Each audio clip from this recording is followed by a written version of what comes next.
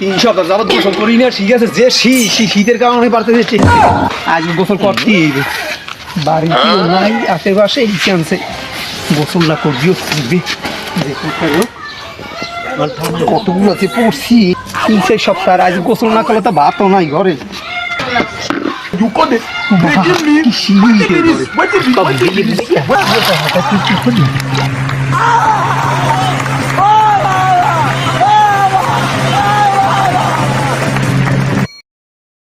গোসল করে না গোসল করি উঠতে যাইতেছে খারা হালার পহালা ধরা খাইয়ে গাওয়াম নাই।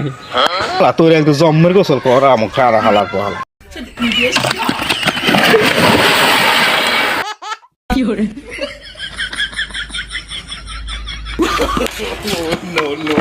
কেমন বোঝো কাকু, ভিজেই তেললে না মরে, এখন কেমন বোঝো শীতে মজাটা?